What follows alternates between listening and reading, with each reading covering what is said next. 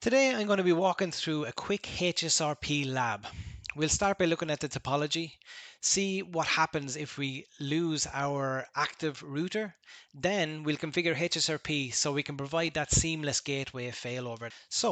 The topology, the server on the left here, 192.168.10.100, is connected to a switch. The switch is connected to two routers. Router 2, 192.168.10.2, router 3, 192.168.10.3. Both routers are connected to the ISP router, and on the ISP router we have a loopback interface configured with an IP address 8.8.8.8. Throughout this video, that loopback interface is going to be our target IP address, our destination for any of the pings and trace routes to prove that these failovers are actually happening with HSRP. So let's just see what happens if router 2 fails. So let's just jump over onto the server here. We'll first do a trace just to verify that the traffic is traversing 192.168.10.2, which is the IP address of router 2. Let's start a continuous ping to the loopback interface. Jump over onto router 2, interface gigabit 0/0, which is the LAN facing interface of router 2. And we will shut down that interface. Shut down. Now, as you can see, the pings start dropping straight away once we drop that LAN facing interface of router 2. So what's happening here is the server, if it wants to communicate with any IP address outside of its own network, the traffic is routed towards its default gateway. And if that IP address is of a single device, if that goes down, it loses external connectivity. It can't get outside its own network. So basically, even though router 3 has a valid path to the ISP, the server can't use it because its gateway is tied to the router 2's physical IP address. This creates that single point of failure for the network's default gateway. So to fix this, we'll configure HSRP. It stands for Hot Standby Router Protocol. HSRP is Cisco proprietary and lets two or more routers share a virtual IP address. The server will then use that virtual IP address that we configure as its default gateway. One router is always active and the other one is standby, ready to take over if the other one fails. As I mentioned, it's Cisco proprietary, so it's only for Cisco devices. But for multi-vendor environments, there is a protocol called VRRP, which works in the same way and is actually very similar in configuration, but I won't be covering that in this video. So in this lab, I'll configure a virtual IP address of 192.168.10.1, and router 2, we will configure a priority of 110 so that it's preferred as the active router. The default priority is 100, and that will be router 3's priority. I'll also enable preempt on router 2 so that if router 3 has that active role due to router 2 being down, once router 2 comes back online, it will reassume that active role. So when HSRP is configured, the two routers will start sending multicast hello packets, which are basically keep alives every 3 seconds by default. And the hold time is 10 seconds, which is the amount of time the router will wait to receive a keep alive before declaring the router is down. So failover actually happens quite quick when the active router stops responding. So let's have a look at the configuration of HSRP. First, we'll bring back up that interface on router 2. So we will be configuring HSRP on the LAN facing interfaces of both router 2 and router 3, which is gigabit 0/0 on both sides. So the commands are standby, and then for HSRP version 1, you need to choose a group ID between 0 and 255. Just an FYI, with HSRP version 2, you can choose a group ID between 0 and 4095. So I'm just choosing group number 10, IP, because we're going to configure the virtual IP address, 192.168.10.1. In standby group 10, we will also configure the priority as 110 to ensure that's the active router. And we will also, as previously mentioned, configure preempt to ensure that router 2 reassumes that active role if it comes back online. So that's it. That's as simple as that in terms of configuration. That's configured on router 2. You can see that that's become the active router, but it's the only member in the group at the moment. So let's jump over onto router 3, and we're going into interface gigabit 0/0 and standby group number 10, IP again, 192.168.10.1. And that's the configuration done on router 3. We don't need priority because we're using the default priority of 100, and we do not need preempt, only on the active router. Now that both routers are configured with HSRP, we should see router 2 becoming the active router based on the priority that we just configured.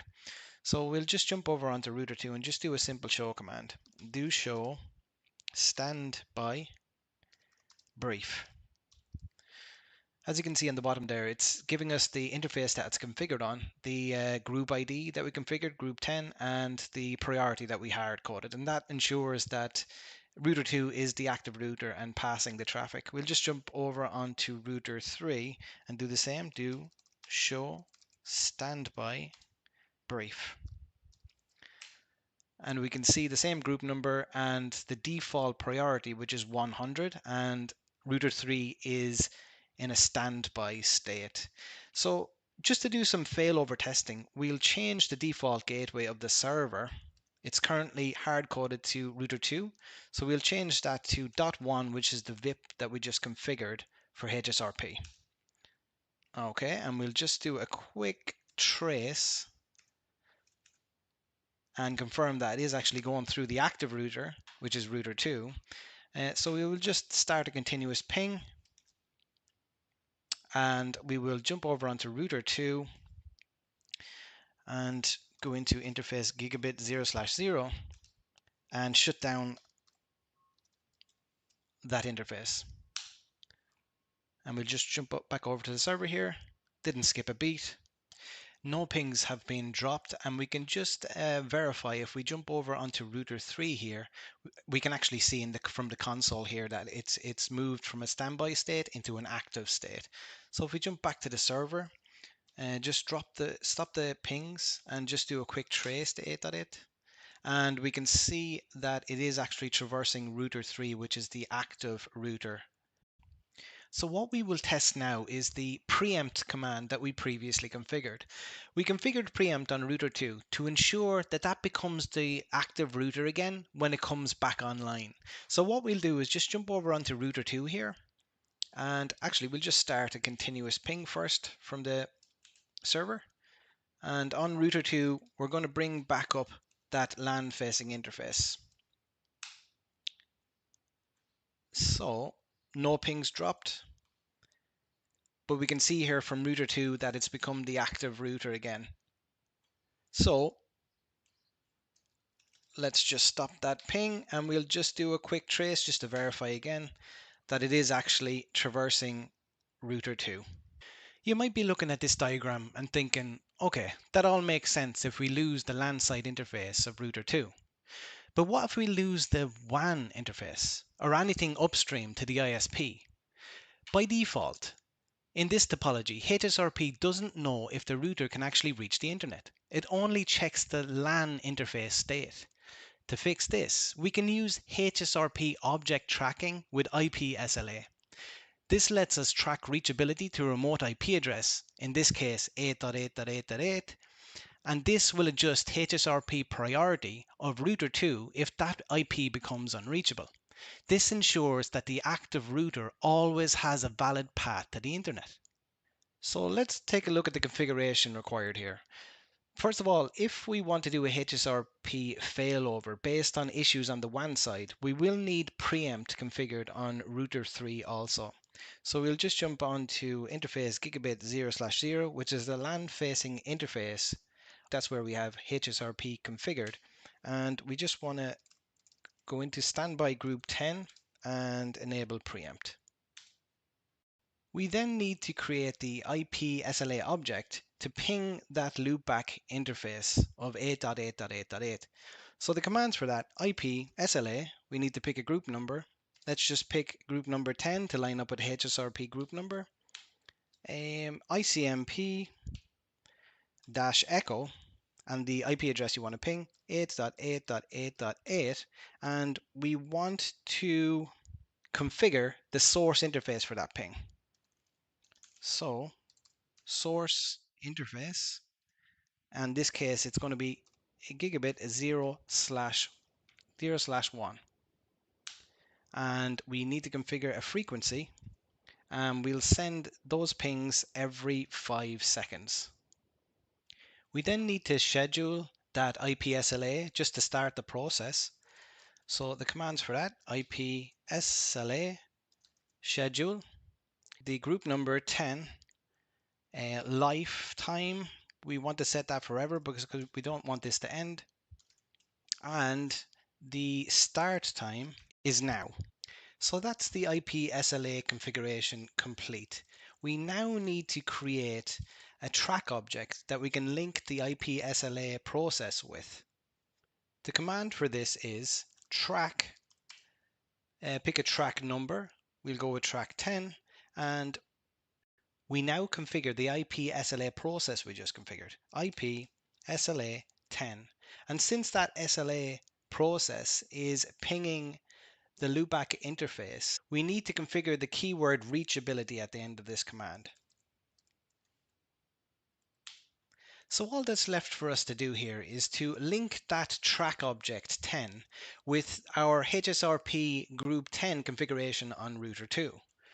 So let's just jump onto interface gigabit 0/0, which is our LAN facing interface. The command is standby 10 track, and that track number 10 that we just created. So this track ID is linked to the IP SLA process, and that IP SLA process is pinging 8.8.8.8.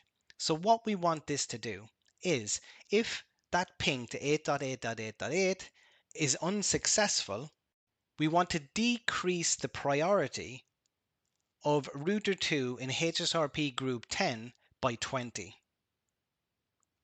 Decrement 20. So router 2 is at priority 110. So if that ping is unsuccessful, the new priority for router 2 will be 90. In which case, router 3 should become the active because that is at default priority 100.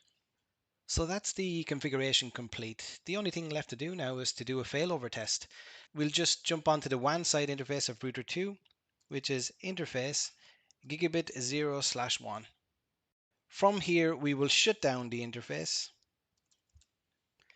Actually, before that, we'll just jump over onto the server here and just start a continuous ping. I would expect to see some pings drop during this failover test, as there is a bit of a delay with the IP SLA process. So let's just shut down that interface. And we'll jump back over to the server. We do see some pings dropping. We should see it coming back. There you go. We're getting replies again. And we can see that the track state is changing. Reachability went from up to down. And we can see from router 3 here, it has become the active router. And we can see here from router 2, it has become standby. So we'll just jump onto the server again, just stop those pings and just do a quick trace. And we can see that that is traversing router 3. One thing I think is worth mentioning at this point. So far, we've seen HSRP provide seamless failover for a single network or a subnet.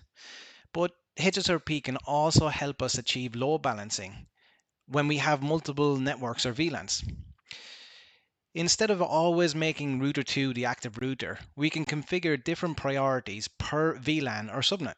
For example, as you can see in the diagram here, on VLAN 10, we can set router 2 as the active and router 3 as the standby. On VLAN 20, we can reverse that. have router 3 as the active and router 2 as the standby. This way, traffic is split across both routers. We're still protected by HSRP failover, but we're also using both routers actively instead of letting one sit idle most of the time. In large enterprise networks, this is a very common design to use available resources efficiently while still maintaining high availability. So that's HSRP in action, a simple way to make a default gateway highly available.